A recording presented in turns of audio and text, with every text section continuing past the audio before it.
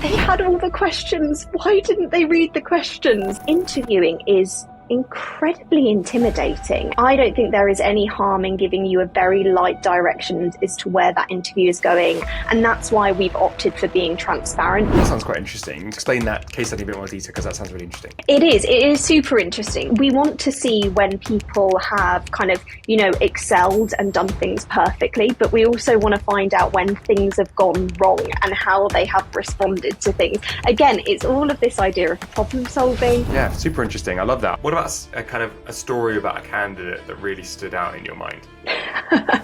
Oh, there's so many. At the time, I was a team of one, and I was ready to make my first hire.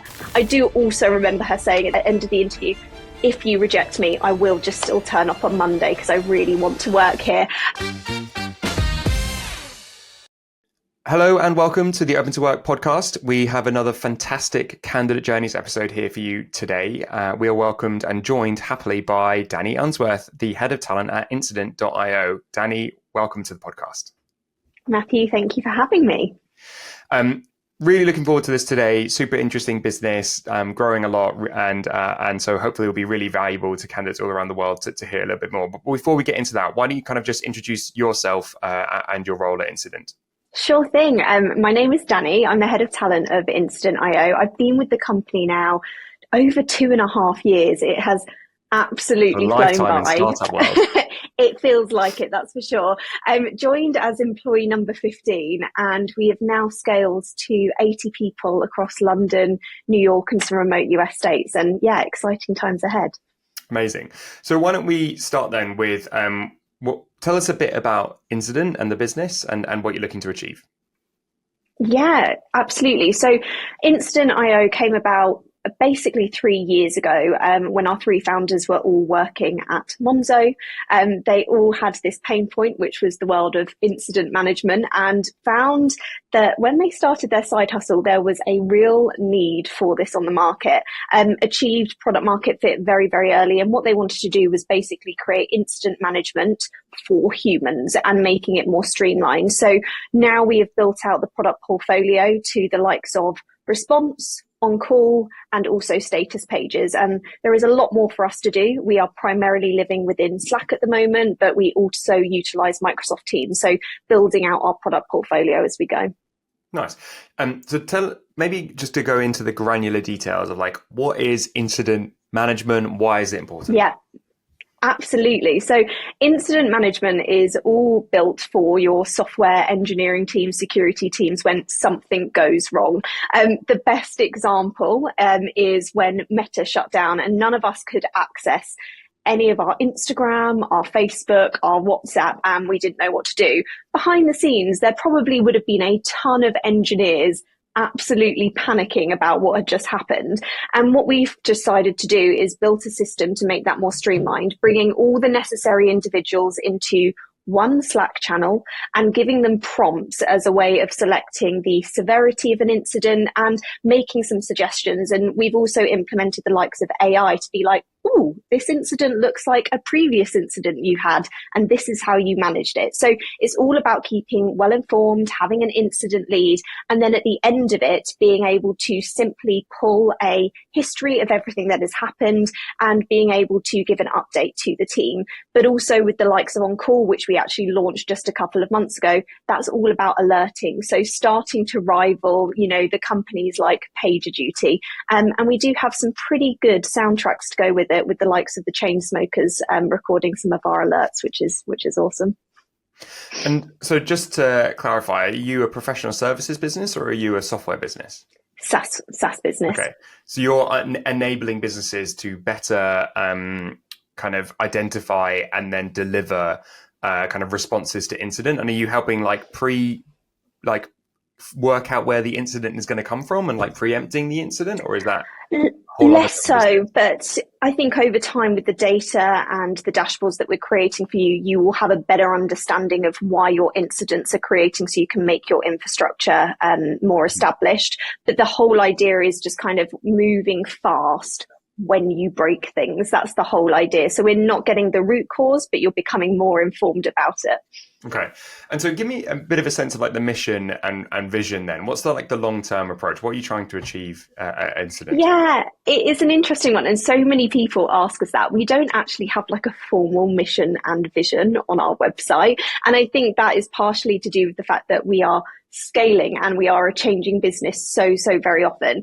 But ultimately, when I started, all we were was a response product. We had our core incident management platform. In that time, we've created status pages to rival the likes of Atlassian. We've launched on call. So it's basically becoming that one-stop shop for incident management. You just need one tool to manage everything. Mm-hmm. And so why what's kept you there for the last 2 years? Why is this an interesting business to you? I mean, it starts with the beginning as to why I came here. I got introduced to Incident by an engineer that I was working with and said, you need to go and meet these founders. I think you're going to love what this team is building.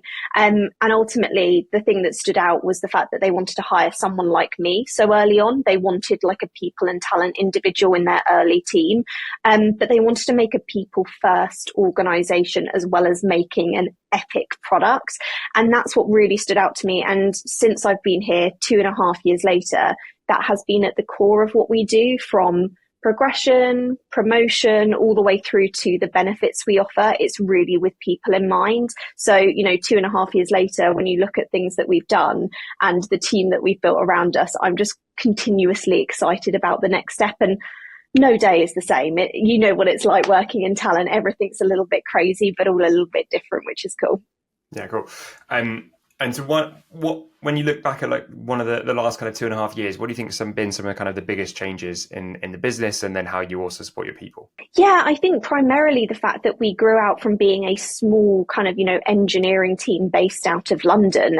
We now have an office in New York City. We have remote US employees, and that really changes the way that you operate. You can't just walk over to the desk and have a conversation. We're a very in-person organization, so we're in 3 to 4 days a week. So that is quite unique, but it's something that we've had to learn and navigate with the likes of socials, company offsite. So we all get together every single year. We've done the likes of Lisbon, Barcelona, and most recently Marseille to get everyone in the same room, which I think has been really good. But from a people perspective, it's been about introducing performance reviews. It's been about making sure that we have the most incredible benefits package to attract that top talent, anything from health insurance to our perks, like last Friday of the month, for example, being off. Right. Yeah. So run me through these exciting perks. My ears pricked up, and you mentioned it a couple of times, so I want to hear more. No, totally. I mean, private health insurance, that was something that I loved that our founders wanted to do. So not only in the UK, but in the US, we cover everything for the employee. So they're not expected to make any payments towards their private health insurance. Last Friday of the month, 12 extra days holiday a year. Who doesn't want that? I know some people do like kind of wellness days, mental health days, but we've done it as like the last Friday of the month to just kind of reset and get ready for the month ahead. And it's really nice because everyone is offline. So you're not expected to be communicating. Other things, obviously the company offsite is a huge one. We've already got a date in the diary for next year. So everyone is trying to work out what the emojis mean and where we might be going next. But also other things like flexible working, just accommodating, just getting your job done when you need to. If you need to take a 2-hour lunch break because you want to go to the gym or you want to work later, that's what works for us here.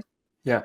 And I guess the biggest challenge, all the perks are great, but are they going to be able to attract you people who are willing to come into the office, especially software engineers who historically haven't, they don't mind working independently from their very, very swish home setup potentially. How have you navigated that over the past few years and still been successful in attracting candidates? Totally. I think we are attracting a certain type of individual. So just for transparency with our engineers, those are the kind of individuals that are speaking and jumping on calls with customers on a daily basis and responding to their messages. So we have a Slack channel for every customer that we have. So it's very, very collaborative and there's not too much kind of individual work. So for us, I think, the in-office culture has been actually a really easy sell.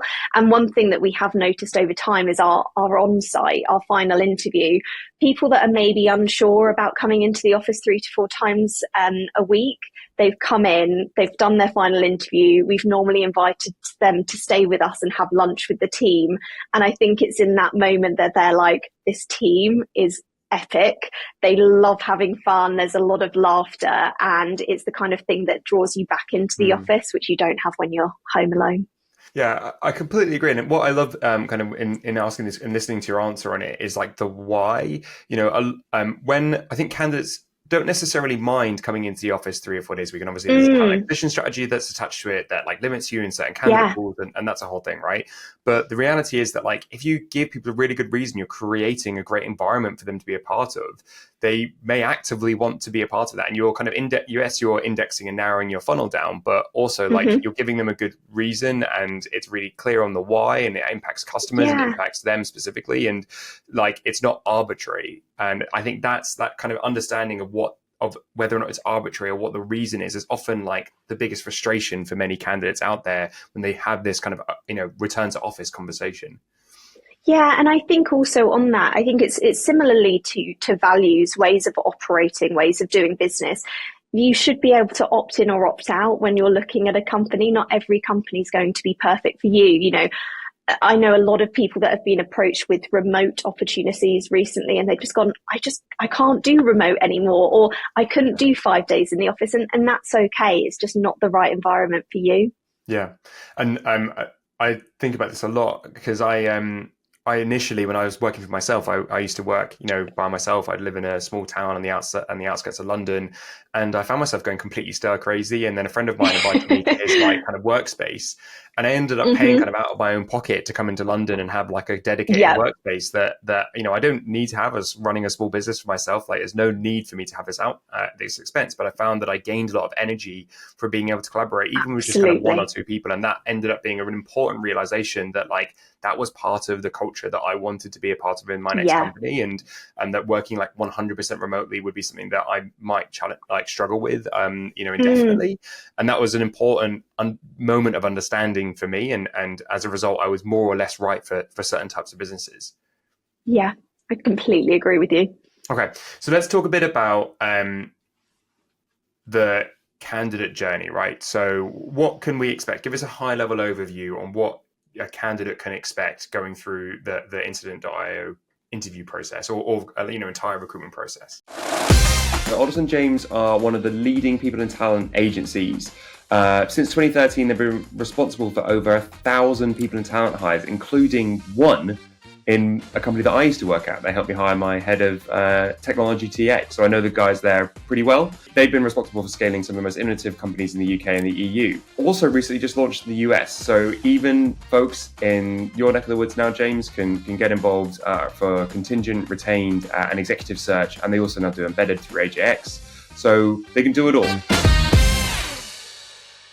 Yeah, for sure. So we have a standardized kind of 4-stage interview process that looks like a 30-minute recruiter screen with either myself or Katie in the talent team.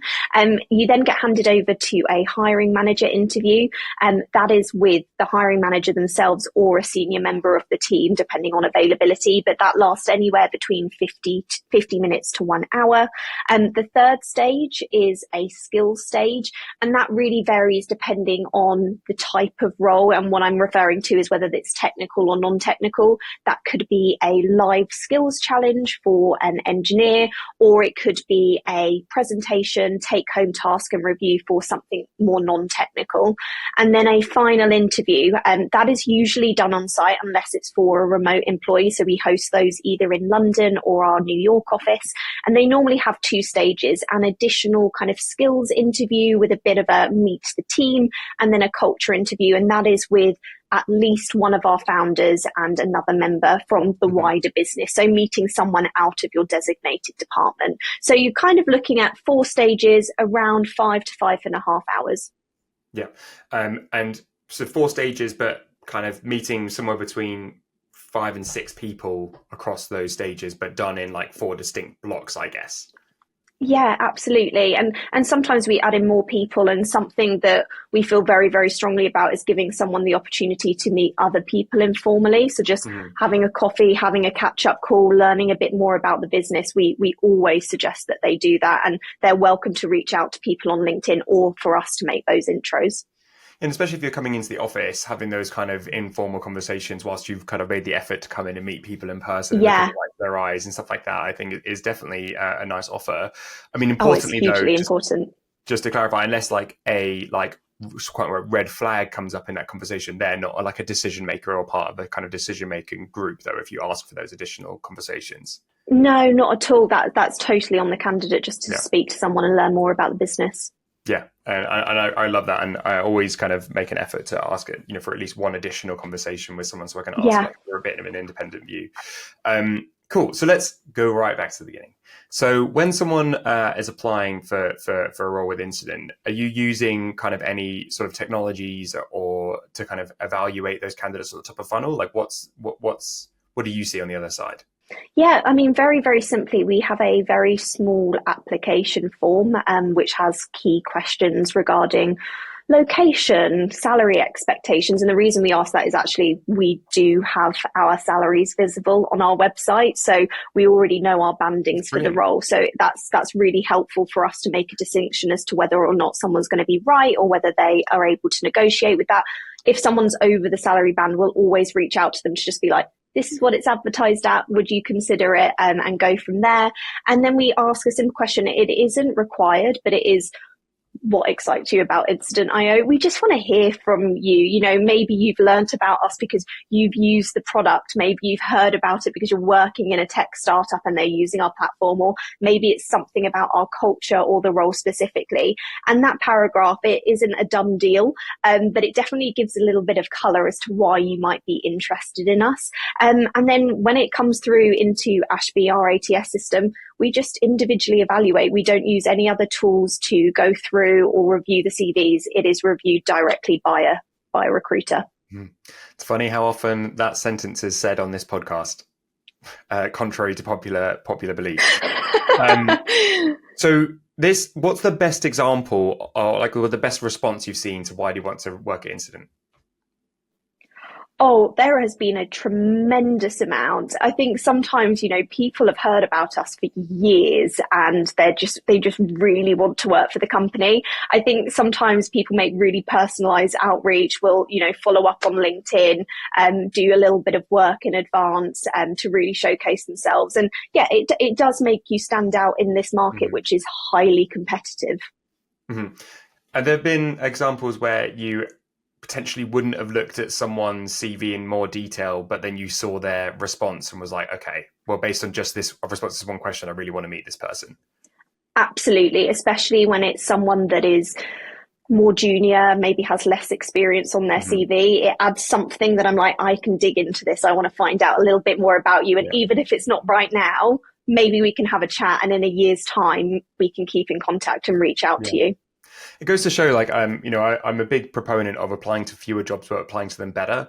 And again, I think that is contrary to what the broader public kind of perception of what you should be doing. But we have so many of the conversations where also the forms, right? Like the forms are something that people get increasingly frustrated with. And the amount of recruiters that I've spoken to that said, yeah, I really care about this. It does make a difference. And it might not be the reason why I don't reach out to you, but it could be the reason that I do. And that is a really important inflection that candidates could take a lot from in understanding. So I love that we've highlighted that. Okay. I think as well it makes it intentional. That's what it's all about. It's showing intention, and that's what we love to see, even if you are applying to 10 different companies. Exactly. Okay, so you've applied, and then what can I expect from my recruiter call with one of you two? How should I best prepare for that? So once we are looking to schedule a call, and you've been successful upon application, we reach out to you and we actually provide you with a interview guide, and it is specific to the job that you're interviewing for. It will outline the 4 stages, give you a brief overview as to what to expect, and then you have a selection of like preparation tips. So what you will be covering in the call, and sometimes we'll even kind of suggest some of the questions that we'll cover if we want you to prepare for something specifically. But in the call, we want to learn a little bit about you, your career experience. We want to run through the typical requirements, gathering details.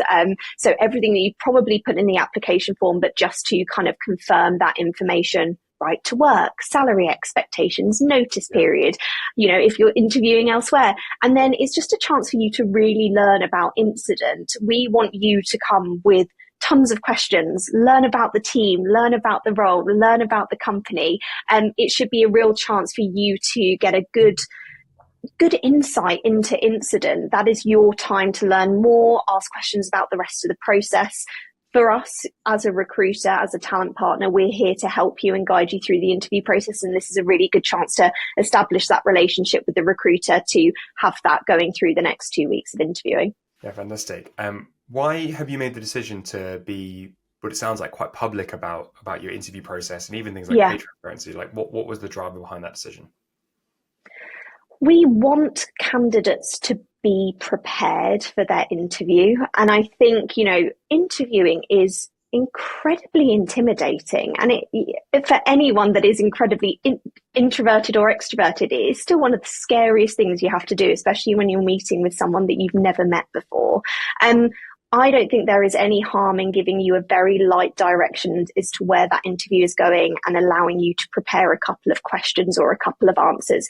It doesn't have to be perfectly scripted. I don't need you using ChatGPT and having that on the corner of your screen. But, we want you to feel comfortable. But also, I think it gives you more insight into what we're expecting from the role.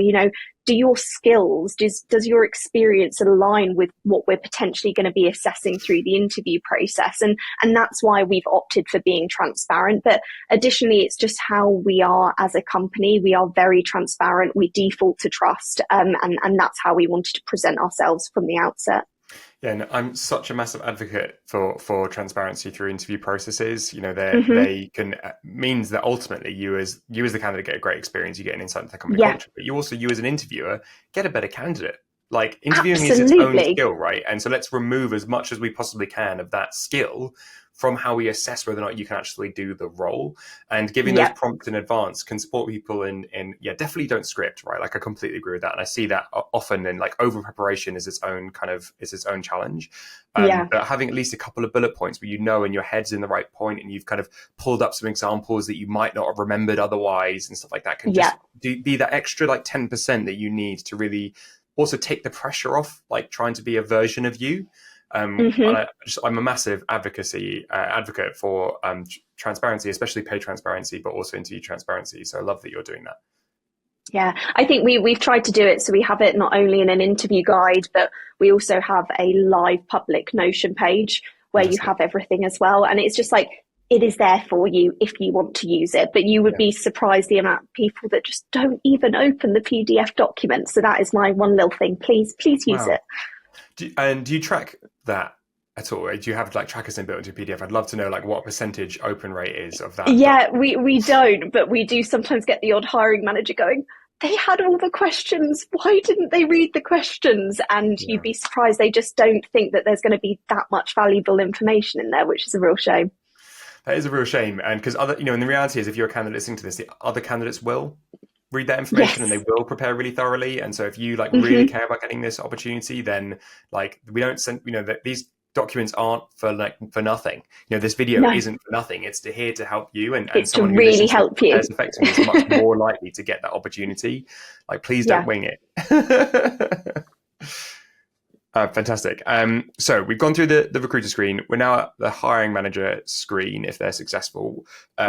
And so that's like a 50-minute, 1-hour call and going through presumably some of like the core elements of the role. Absolutely. We normally tag a couple of attributes to that. So we have a universal interview rubric, which is assessing a couple of like key attributes that we look for individuals that we have seen succeed here at Incident, anything from kind of problem solving to communication.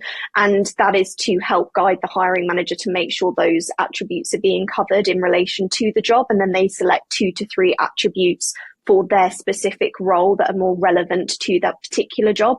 But yeah, we normally have, a ton of questions that are digging deep into their experience. And that's what I was mentioning.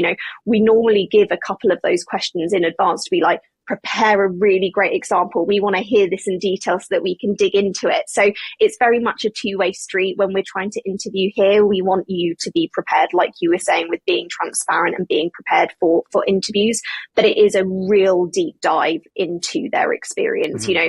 Ultimately for us, the hiring manager should be leaving that interview with like really strong conviction that there is a high chance this person is going to be getting an offer. Mm-hmm.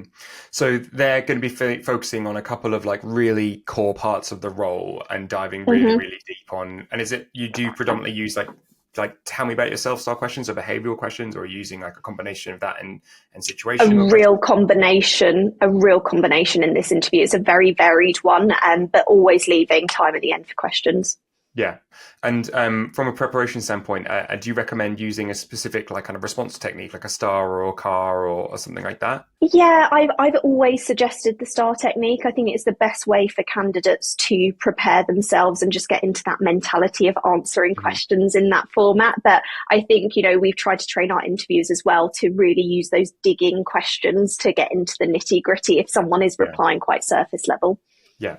So be prepared to be asked a level or two deeper than your potential initial response. Unlikely that you're going to be able to nail it straight out of the gate with your first response. We're going to want to dig in. There's going to be a bit, not Jeremy Paxman, but we're going to get in there with a couple of deeper interview questions. Definitely. Okay. And so then we go on to this interesting skills challenge that you mentioned, this skills task. So that, in other words, is that kind of something similar, like a technical test or a case study or presentation of some sort? I'd love to hear maybe how this differs potentially across different parts of the organization. Yeah. So when it comes to our kind of technical processes, these tend to be kind of pair programming skills challenges. So it'll be live with 2 other engineers. And I think one thing I always say about this is it's less about the coding ability. We know you can code, you're an engineer. It's more about understanding your problem solving skills, your approach to pragmatism, your communication, how you're explaining what you're doing. That's more so what we're looking for when it comes to our technical interview for our engineers. And then when it comes to the commercial side of things, so we're hiring a lot in sales at the moment for SDRs, commercial AEs, enterprise AEs. This session is normally associated with a closed loss deal review. So we really want you to kind of talk through everything you experienced, your learnings, and that's what we look for there. That sounds quite interesting. Tell me a bit more about that. Explain the kind of closed one. Explain that case study in a bit more detail, because that sounds really interesting. It is super interesting. In terms of it, we want to see when people have kind of, excelled and done things perfectly, but we also want to find out when things have gone wrong and how they have responded to things. Again, it's all of this idea of problem solving, pragmatism, ways of thinking. And I think what it comes back down to is our values. Ultimately, we want people that are finding a way, they're raising the pace, they're making it magic as they go along. And this is where we end up finding salespeople that are used to the scrappy nature, that are used to just figuring things out and working with tons of different people to make things work. And those are the individuals that we're looking for. And that's what this kind of presentation really helps to dig into. Nice. So they're basically walking through like a win and a loss and a win and a failure, and like how you responded in both of those scenarios, like why you felt there was a win here and why you felt there was like a loss. So potentially if you're kind of see a candidate, it's like, just like everything went absolutely perfectly and there were no real issues and it was great and that's like a really good deal that I won. Like, well, we'd love to hear a little bit more about that and like maybe hear one that was slightly more difficult that still got the win from. Whereas if you, and then the deal loss is like, how did they respond to a setback realistically within their deal flow, and like how did they supplement that in other areas and what would they do better next time and stuff. Yeah, super interesting. I love that. I normally see sales kind of conversations and sales case studies ending up being closer to doing a discovery style call, which so it's interesting to hear this done in like another way. I'll put that in my bank for the future because I think that's really, really interesting. Go for it. We are delighted to be sponsored by MetaView. MetaView is the AI assistant for the interview process. Their AI records and transcribes hiring conversations like interviews, intakes, and debriefs, and then provides a perfectly summarized note of everything that was discussed. That means that you can focus on creating human connections with candidates during calls and save time on the busy work of cleaning up notes after every interview. I've spoken to so many recruiters and recruiting leaders who are loving using MetaView across their organizations. It's saving them time, but it also means that they have more data to make better decisions. So for every candidate and every pipeline, hiring teams can now make confident and informed decisions, and recruiters can finally take control of the interview process. The impact on candidate experience is also massive. Since recruiters don't have to worry about taking notes in the moment, they can really focus on being present and engaged with you. Forward-thinking recruiters at high-performing organizations like Brex, HelloFresh, and Quora are all leveling up their interviews with MetaView. So head on over to metaview.ai/open to work to get started for free on your first 5 calls. And then from like a location perspective, obviously you're hiring in like Europe and the UK by the sounds of it, and then New York, and then you have some remote locations. Like, does the interviewing style and approach change when, especially for the case study, I guess, when we go to places like USA versus the UK? Not so much. We've tried to keep our interview process very unified across kind of all locations. The only difference, and I suppose for a candidate, the only experience that they're going to have differently is if they're coming in person. You know, that on-site for us, you know, getting to know maybe the manager before you go into the interviews, or sitting down with a recruiter for a coffee to make you feel more relaxed, potentially having lunch afterwards and joining some of the team. That's the only thing that remote candidates are not experiencing. And I feel sorry for them because I really wish they could, but that's why we try to have like these informal calls. But that's the only difference. Otherwise, everything else is standardized other than that final on-site. Yeah, and so tell me a bit about the final on-site then. So you mentioned there were 2 parts of it. One was another skills-based interview. So the combination of so tell me a bit about that, and then I'd love to hear much more about the culture interview. Yeah, for sure. So in terms of the skills interview, again, it's really dependent on the role. So when it comes to sales, you're going to be familiar with this. It is kind of, you know, doing a discovery call and talking through that with, you know, two people within our sales team. Another case study style interaction there as well. Yeah, exactly. And then from a technical point of view, we normally do a systems design interview. So it's a whiteboarding exercise with a couple of our engineers. So it's really dependent on the role. And one thing that we've actually introduced just on our side that we think will help benefit candidates as well is we introduced pre-briefs. So pre-briefs get sent around to the interviewers just after the skills interview, and everyone gets put into a channel and we talk about this. But it's a way of us highlighting areas that we need to dig into. And what we try to do with that is organize a 15-minute prep call with the candidate themselves as well, to be like, these are things either that we haven't seen or we need to dig into further in the final stage, which may go off slightly from the typical skills interview that you're expecting, because we really want to make sure that we're assessing this.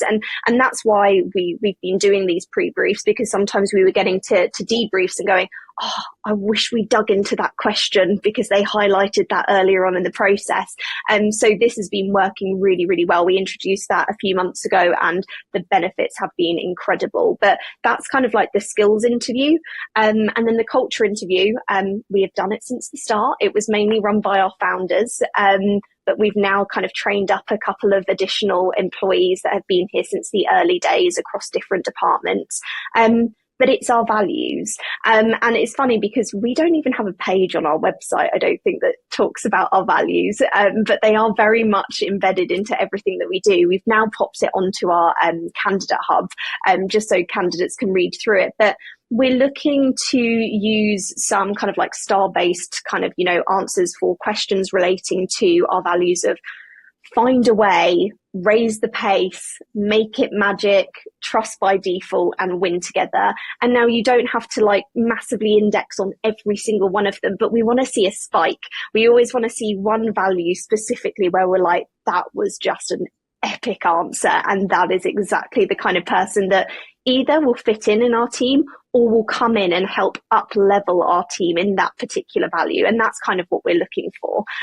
But it doesn't have to be perfect. It always goes off at deep dives. We go into lots of different questions. But again, we have a values interview rubric and a question bank. So all of our interviews are on the same page, and it allows them to better score candidates in relation to a strong no to a strong yes. So how do you make decisions on your side then? Yeah, so once the final interview is complete, we schedule a debrief with all of our employees on all of the interviewers. So you're looking between 6 to 8 people sitting in a room for 20 minutes to decide whether or not to make a hire.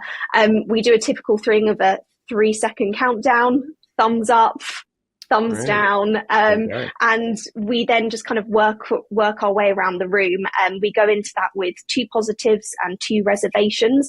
Even if it is a strong yes, there's still things obviously that you probably have highlighted that they could have improved on.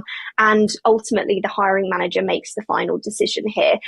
But what we have learned from these debriefs, not only is it great for the candidate because they're getting really detailed feedback off the back of their interview, whether it's successful or unsuccessful, but it's helping us talk through it as to what we might need to look for or change about our interview process in the earlier stages to better find that candidate. But yeah, once the candidate is either successful or unsuccessful, they get an offer, hopefully a day or 2 afterwards. And if they're unsuccessful, they'll get a phone call or a detailed loom with all of their feedback. Fantastic. So I'd love to hear a story about a really good and interesting debrief conversation that led to the candidate being hired. You know, I imagine that not one of these ones that's like, thumbs up for everyone, you know, strong yes across the board. Okay, let's go. Like, what was a really interesting discussion that you've had? I think in the earlier days, especially when we were just kind of a team of 15 to 20, I think you've probably seen it as well, but you can end up being incredibly picky. And sometimes like the areas for improvement feel stronger because you're just wanting to create the most perfect team. And I think one thing that we learned to do in debriefs is challenge the risk level. And I'm not going to use an example perfectly, but I very much see my role as a head of talent and as an advisor to the company as playing devil's advocate. And I will always really try and push into whether or not this is a skill that can be developed or retrained, or, you know, whether or not, you know, if they've excelled from a cultural perspective. A lot of skills can be learned and can be taught. And if we have capacity to do that, because we could be missing out on a really great addition to the team. And I think we did end up taking quite a few risks, but they've all paid off. And, you know, I sat there kind of a year after taking those risks. And I think it's a way of us all getting into a room as founders, as hiring managers, and having that conversation to be like, yeah, you know what, we took those risks and look how they turned out. But yeah, it takes a lot of challenging, but that's what a debrief is for, is to challenge each other and make sure you're making the right decision. And I think if you kind of, to reflect this back onto the candidate side, right, when they're making a decision to hire you, they're potentially spending, you know, you're likely your value to that business, your cost to that business is going to be over £100,000 based on the sort of hiring that you do, the kind of insurances, the technologies, the space, right? Like your total value of cost is really high. And if we were to make a decision for anything else that costs 6 figures, it potentially would go all the way to the CEO, and there'd be board approval. Like, you know, if you're buying a software that you're going to spend £100,000 on, it would be one of the most rigorous decisions and discussions that you would ever do. You'd have to do a rubric, you'd have to get a RACI channel, everything, like, to get to a decision. So this is one example. Like, it should be kind of, to a certain extent, a little bit, these discussions should be had. There should be devil's advocates. There should be full evaluations. And it might seem frustrating on the other side, but I think what I like about listening to this is that you know that it's really thorough and that you've really thought a lot about it. And that means a lot to me as like a candidate. I think if I understood that you're being that thorough, there's a good methodology behind it. It's not thoroughness for thoroughness' sake. There's a logic and a reason behind it. But then equally, like, it's all scheduled in a way that I don't feel the pain of you going through that on the other side, right? Like, if I get an outcome within 2 days, that's the most important thing for me as a candidate, and to know that it's been really thoughtful with how you've made that decision, I think is really valuable to me as well.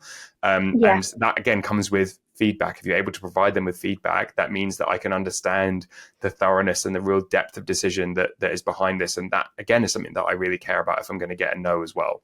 So what's like one kind of classic mistake that you see from a candidate? Not reading the interview guide. I thought you Yeah, were I going to would say definitely. that.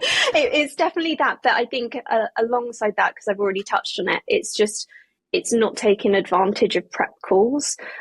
You'd be surprised the amount of times, we offer a prep call for every stage, and it's a way of you as a candidate talking through, preparing, asking the recruiter questions, or potentially getting more insights into the feedback that you may have already received on email.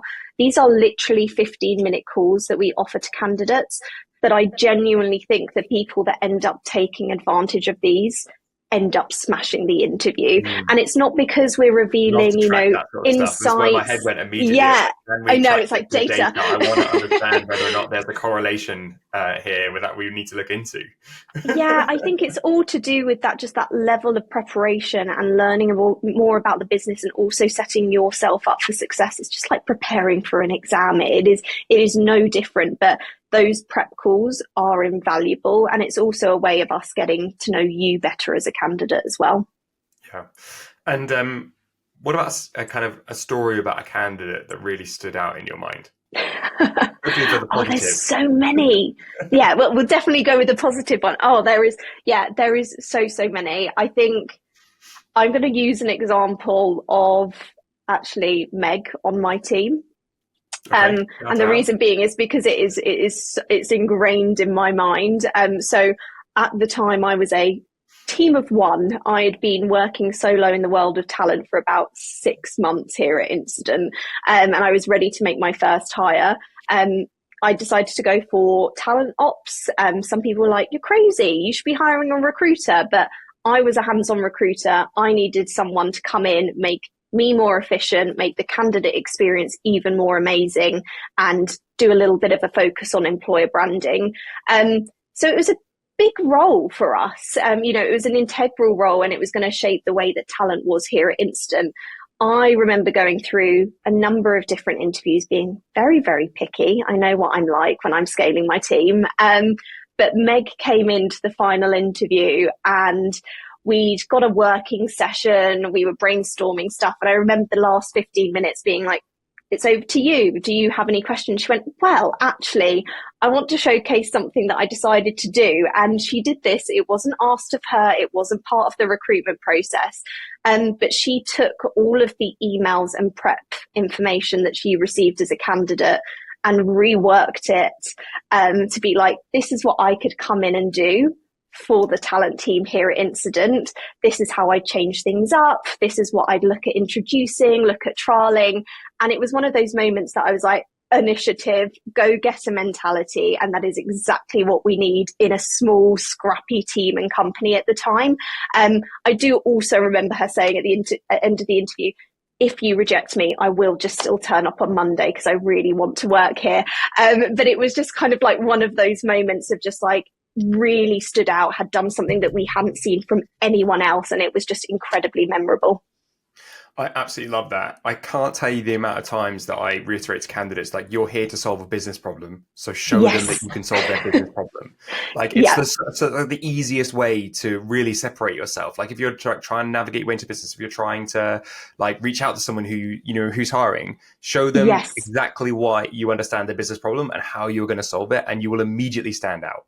And I think this is a great example of that. One of the best SDRs I ever, like one of the best SDR kind of inbounds I ever received from a candidate perspective. So this candidate was looking to get a job as an SDR. Was she just wrote an email sequence to me and put me and had her as the product that she was selling.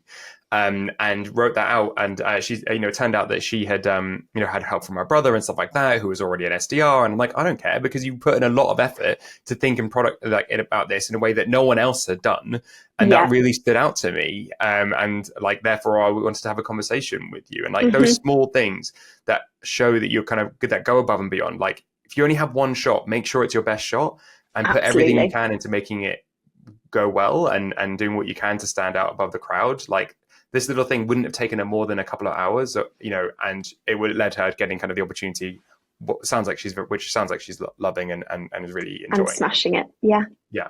Awesome. Last question. What would be your top 3 recommendations for getting a job at Incident.io? I think a couple of things to kind of like bear in mind.